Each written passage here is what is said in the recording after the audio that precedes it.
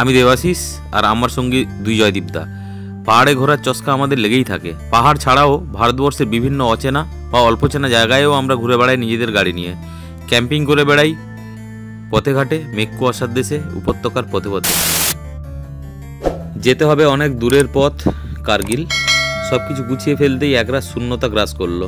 রংদুমের এই অচেনা প্রান্তরে অস্থায়ী তাঁবুতে এক রাত কাটানোর যে অনন্য অভিজ্ঞতা, তা চিরদিন মনে থাকবে। আমরা যেখানে কালকে ক্যাম্পিং করেছিলাম সেখান থেকে এখন আমরা কার্গিলের উদ্দেশ্যে রওনা দিলাম। বাজে এখন সকাল 7:22। তো কার্গিল দেখাচ্ছে ঘন্টা চারেক সময় লাগবে। 166 কিলোমিটার আমাকে কভার করতে হবে। তো কার্গিল গিয়ে আমরা তারপরে কোথায় যাই সেটা আমরা পরে জানাবো। আবার পথ চলা শুরু, সুড়ি পথ ধরে ওঠা আর নামা। এ পথে কোনো পর্যটক নেই, কোলাহলহীন এ প্রান্তরে শুধুই আমরা। কত শত গ্রাম পেরিয়ে যাচ্ছি আমরা। এক অদ্ভুত ভালো লাগা কাজ করছে পুরো শরীর জুড়ে, মন জুড়ে। রাতের ক্লান্তি ভুলে অপার কৌতূহলে ছুটে চলেছি আমরা নতুন ঠিকানায়।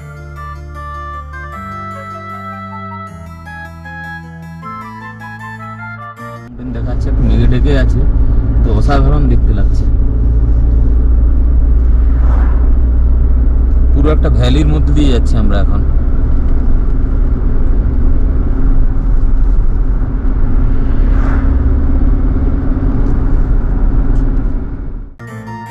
সব পেয়েছি দেশে এ এক অপার সুখ। নগর প্রান্তরের কোলাহল নেই, অনেক চা পাওয়া নেই, আছে এক অপার্থিব অনুভূতি। সময় কেটে যাচ্ছে নিজের মতো করে, নেশার মতো লাগছে সব কিছু। আর আমরা ছুটে চলেছি কার্গিলের দিকে।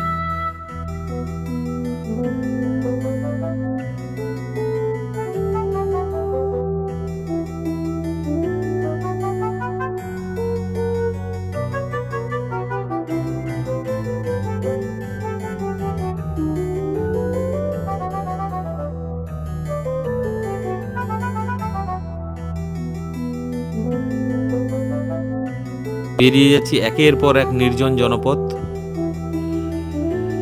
এক কাপ চা বিরতি, গ্রাম্য কিছু মানুষের সাথে কথাবার্তা, এসব নিয়েই জীবন। গ্রাম পেরিয়ে আরেক শহরে।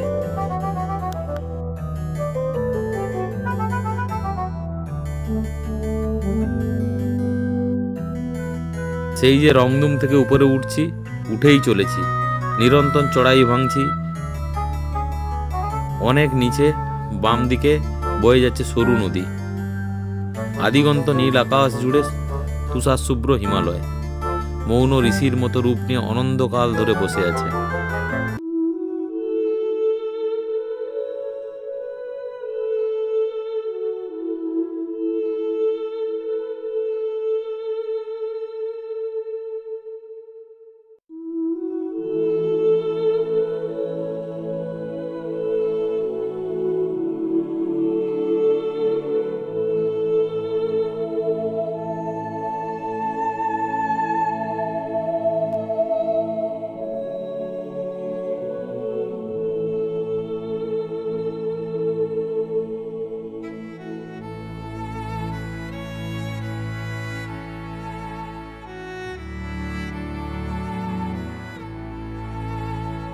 সুরু ভ্যালির এই অংশে সবুজের সমারোহ, নাম না জানা অসংখ্য গাছপালা, ফল ফুলের দেশ ছাড়িয়ে আরও দূরে আমরা ছুটে চলেছি।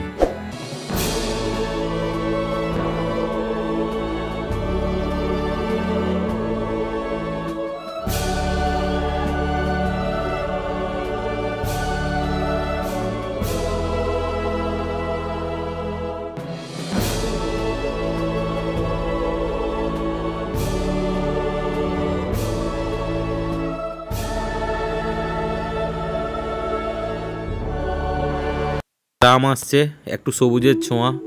গভীর হিমালয়ের ছোট্ট গ্রামগুলি তার অপার সৌন্দর্য নিয়ে বড্ড টানে। মনে হয় থেকে যাই কয়টা দিন।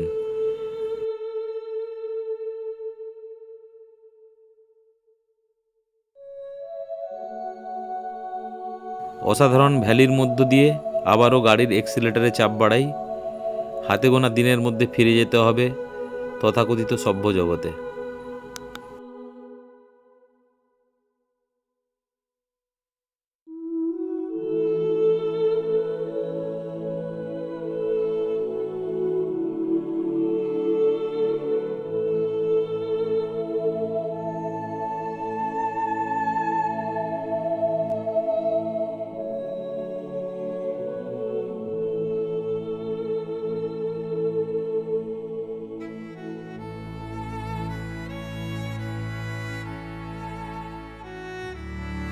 কত শত মাইল পেরিয়ে হিমালয়ের অন্দরমহলে আজ পা রেখেছি।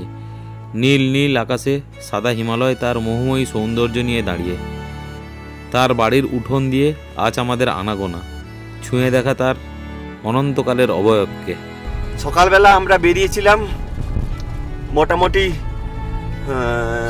রংদুম থেকে একটু এগিয়ে, তো তারপরে রাস্তা কিন্তু ভালোই ছিল, অনেকটাই পোরশন, এবং রাস্তা সিনিকও ছিল, কিন্তু এই পানিখারের অনেকটা আগে থেকেই, তারপরেও এখন চলছি।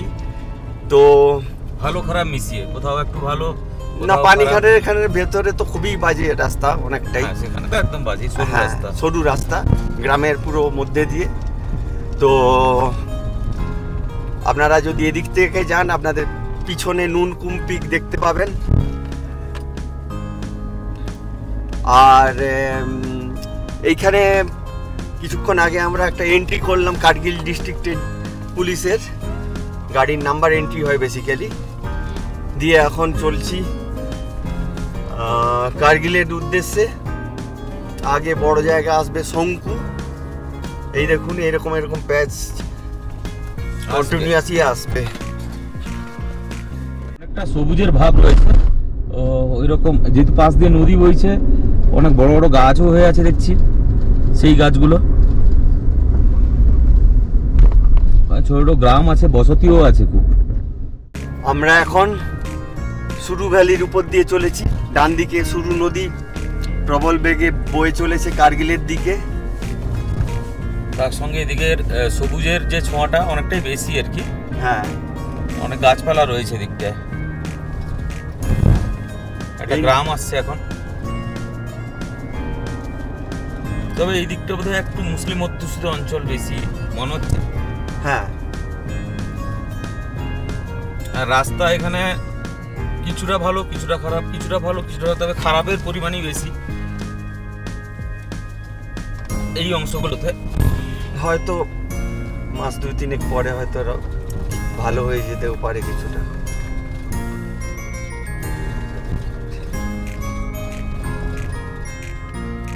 আমি এখন ঢুকেছি অপূর্ব এই গ্রামটা, চারদিকে সবুজের সমারোহ, আর তার সঙ্গে অনেক লম্বা লম্বা কি একটা গাছ আছে, জানি না গাছটার নাম আমরা। এটা কাঠের জন্য করে, জ্বালানি কাঠের জন্য করে সম্ভবত। গাছগুলো কেটে দেয়, তারপর ওরা থেকে আবার শাখা বেরায়। কি সুন্দর হলদে হলদে ফুলও অনেকদিন পরে দেখলাম। হ্যাঁ,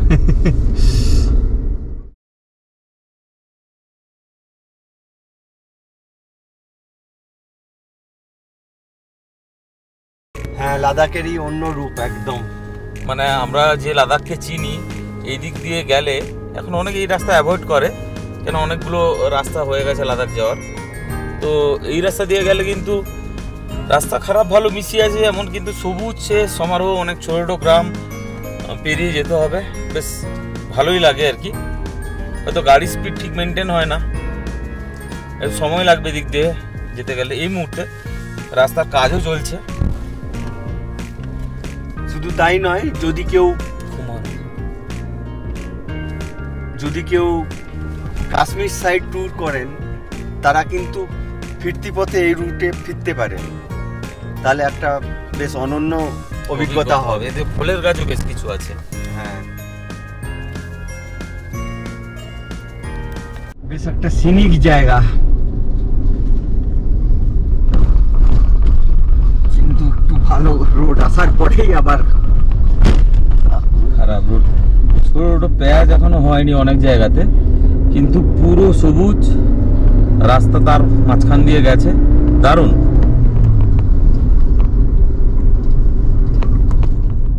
কার্গিল আর 14 কিলোমিটার মতো বাকি আছে। তো এখন আমরা কেউ কিছু খাইনি, ওই কতগুলো শুকনো বিস্কুট কেক বাদ দিয়ে কিছু একটু আমাদের আইদার ব্রেকফাস্ট বা লাঞ্চ করে নিতে হবে, তারপরে আবার আমরা আগের দিকে এগাবো।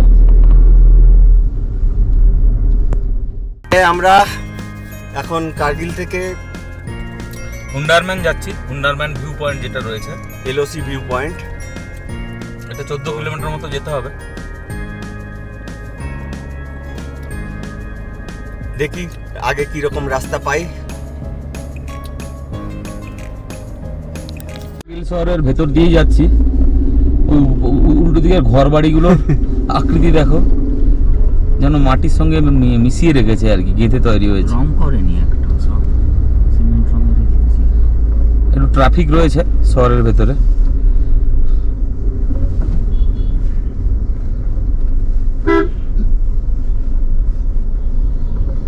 বাবা কেমন শহর দেখো,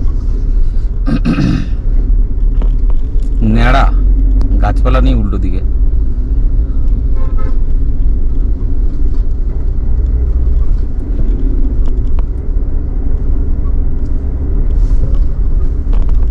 তার সঙ্গে পেছনে ন্যাড়া পাহাড়ের যে সৌন্দর্য, এগুলো বলতে বরফ জমে যায় অন্য সময়, এখন পুরোপুরি ন্যাড়া। ভালোই ট্রাফিক আছে তো। বড় শহর।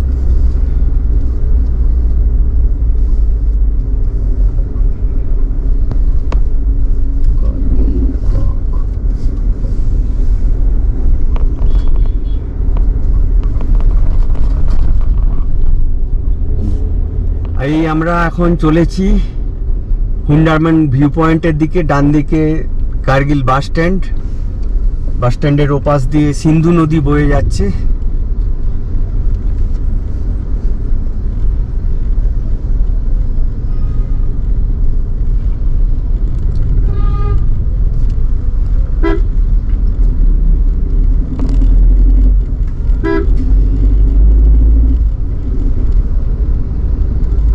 শহরে ট্রাফিক আছে ভালো।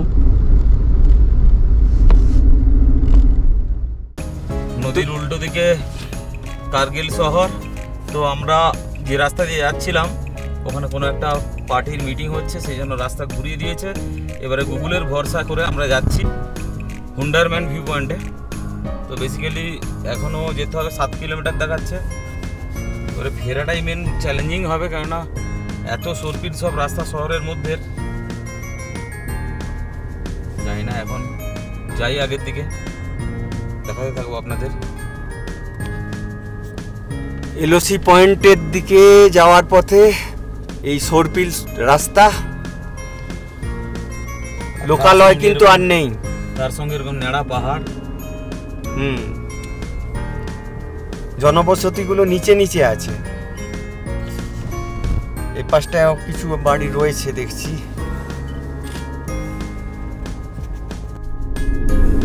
খুবই সরপিল এই রাস্তা, এবং এই রাস্তায় কোনো গার্ডওয়াল ফেন্সিং কিছু নেই, গোটাটাই।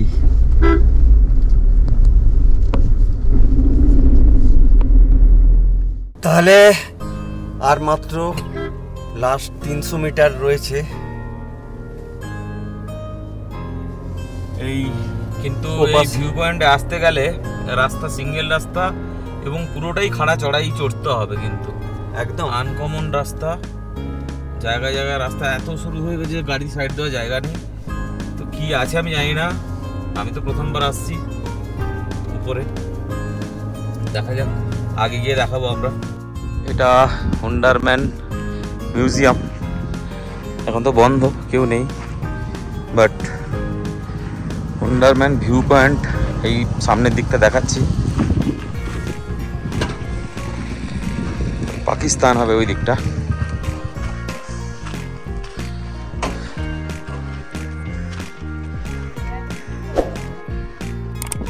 নিচ দিয়ে সিন্ধু নদী বয়ে যাচ্ছে। এটা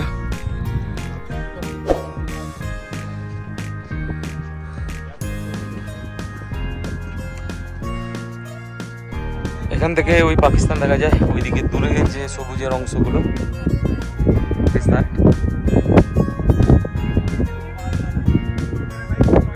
সিন্ধু নদী, এলওসি ভিউ পয়েন্ট, এটা লেখা আছে।